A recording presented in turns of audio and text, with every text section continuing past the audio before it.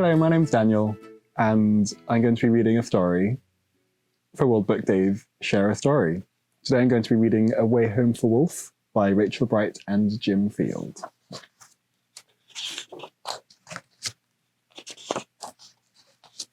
As a rainbow of light flickered soft in the night, dusting diamonds of ice in a desert of white, the wild whipping wind it whistled its tune to a howling of wolves and a shimmering moon. The loudest "Aroo!" in this echoing song was a wolfling called Wilf at the heart of the throng. He loved to be fierce and longed to be grown. He liked to try everything all on his own. "Look at me, I am big, I am tough," he would growl, whilst he showed off his strength and practiced his prowl. One night it was time for the wolves to move on. New folks had moved in, and their shelter was gone. So they left right away to find a new cave. They would have to walk far, and they'd have to be brave. "Let's go," shouted Wilf. "I am ready to lead." "You're too small," laughed the wolves. "It's an elder we need." "One day," they advised, "you will guide from the front." "I suppose," muttered Wilf with a huff and a grunt. They struggled through snow as high as their flanks, and leapt over rocks as they scaled icy banks. Wilf gave his all to keep pace and keep up, but strong-willed as he was still just a pup.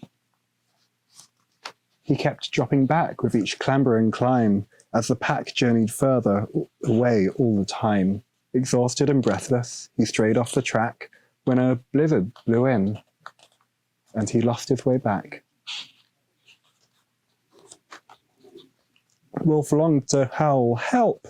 and to holler it loud, but his throat was too hoarse and his heart was too proud. He lay on the tundra, his tail curled up tight. A blanket of stars was his bed for the night, until crack went the ice, crack and creak. Wilf jumped to all fours with a deafening shriek. He stuck out the claws on every limb. He had to hold on, 'cause wolflings can't swim. And then he fell and he fell, rolling and spinning. It felt like the end, but it was just the beginning. Since somebody down there had heeded his scream, and she swooped from beneath like a watery dream. "I'll help you," she called. "Just reach out for my horn, the majestic and magical sea unicorn." Wilf's pride washed away, and he stretched out a paw as she lifted him gently back to the shore. "Don't worry," she sung, before dipping her brow. "My friend Mr. Walrus will help you out now." And there, right behind him, a huge tusky fellow lifted his whiskers and let out a bellow. "To the ridge," he proclaimed, with his chin in the air. "My friend, mighty muskox, will take you from there." And with waftings of fish and a very loud snort, their journey was made, and their travel seemed short. And there, sure enough, on the ridge was the ox, who took Wilf as far as his friend Goose, who guided him honking to Arctic Fox, who followed his nose through the trees to this ancient moose. And the moose knew these wilds like no other soul. He was steady and true in pursuit of their goal.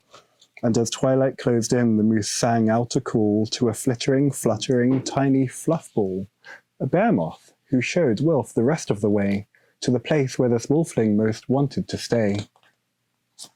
"Thank you," Wilf waved as he rejoined his pack, and their wolves howled in joy that their wolfling was back. They huddled him in and they cuddled him close, and fussed over which wolf had missed him the most.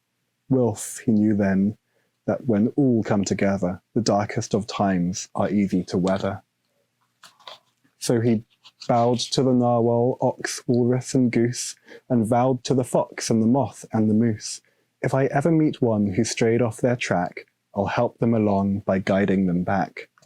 And true to his word, Wilf is different now, and his world seems much smaller and warmer somehow, since wherever life takes you, wherever you roam, we're all just a handful of friendships from home.